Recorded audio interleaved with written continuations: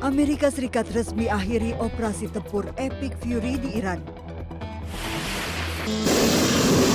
Menteri Luar Negeri Amerika Serikat Marco Rubio mengatakan operasi militer tersebut selesai karena semua tujuan utama telah selesai dan akan fokus pada pembebasan Selat Hormuz. Menlu AS Marco Rubio mengumumkan 5 alasan Amerika memutuskan hentikan Epic Fury. AS berupaya memulihkan kebebasan navigasi. Menlu AS meminta Iran harus datang ke meja perundingan serta menerima semua syarat. Washington juga menginginkan Selat Hormuz kembali seperti semula.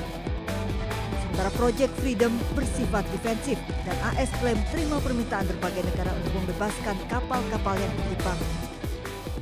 Well, that's one of the topics that needs to be discussed. I don't know about. I think you're linking it. The operation is over. Epic Fury, as the president notified Congress, we're done with that stage of it. Okay, we're now on to this project of freedom. As far as a negotiation is concerned, I think the president's been clear that part of the negotiation process has to be not just the enrichment, but what happens to this material that's buried deep somewhere that they still have access to if they ever wanted to dig it out. That has to be addressed, and that's being addressed in the negotiation. I'm not going to go further on what progress has been made on that topic because I don't want to endanger the negotiations, but suffice it to say that the president and this entire team is aware of the centrality of that question, and that will have to be addressed one way or the other. Operasi Epic Fury merupakan operasi militer Amerika Serikat terhadap Iran yang diluncurkan pada 28 Februari lalu. Menteri Perang Pete Hegseth saat itu mengatakan misi Epic Fury yakni menghancurkan rudal ofensif Iran, Angkatan Laut Iran, serta infrastruktur keamanan lainnya. Tujuan akhir operasi ini memastikan Iran tidak akan pernah memiliki senjata nuklir. Berdasarkan pernyataan Kementerian Luar Negeri Amerika Serikat, operasi Epic Fury dilakukan atas permintaan dan untuk membela Israel selaku sekutu dekat Amerika Serikat.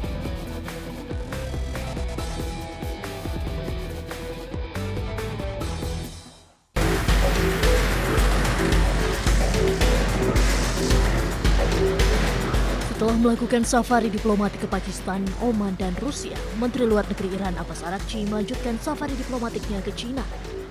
Tiba di Beijing, Araghchi langsung bertemu dengan Menteri Luar Negeri China Wang Yi. Salah satu pembahasan kedua pejabat negara adalah upaya negosiasi damai antara Iran, Amerika Serikat, dan Israel. Isu Selat Hormuz juga menjadi salah satu topik yang dibahas secara serius. Saat ini, China memposisikan dirinya sebagai mediator antara ketiga negara yang bertikai.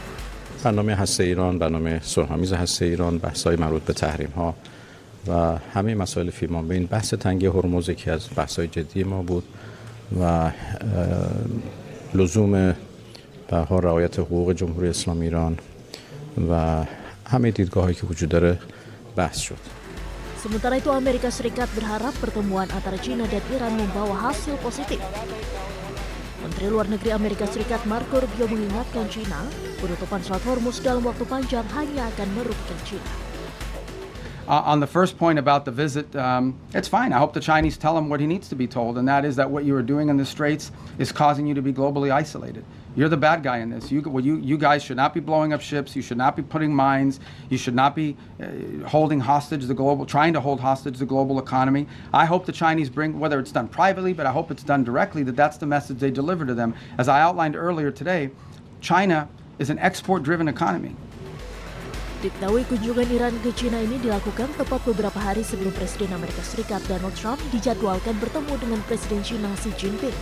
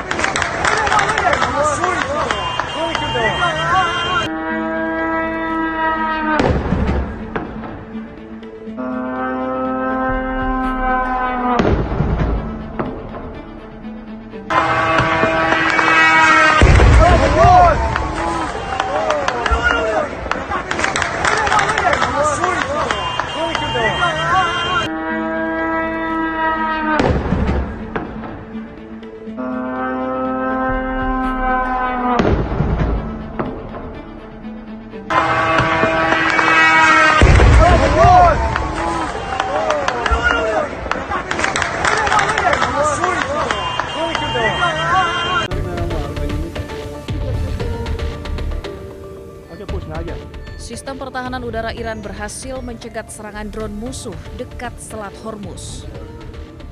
Media pemerintah Iran melaporkan bahwa suara aktivitas pertahanan udara dan ledakan terdengar pada Rabu pagi yang dikaitkan dengan pencegatan pesawat nirawak dan pesawat pengintai kecil. Drone yang jatuh di perairan ditemukan oleh warga keesokan harinya.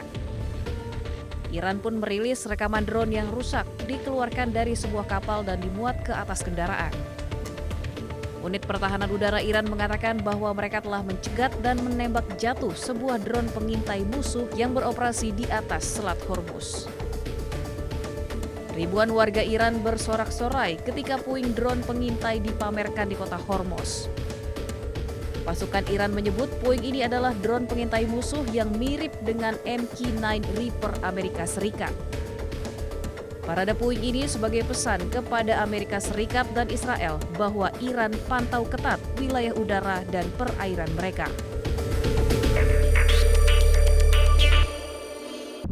Allahu Akbar!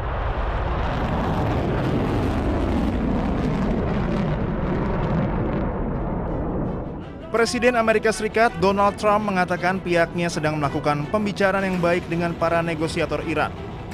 Trump mengeklaim Iran telah setuju tidak memiliki senjata nuklir.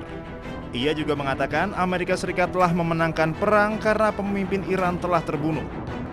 Trump mengancam akan terjadi peperangan lagi jika Iran menolak proposal Amerika Serikat. Look, and this is very simple.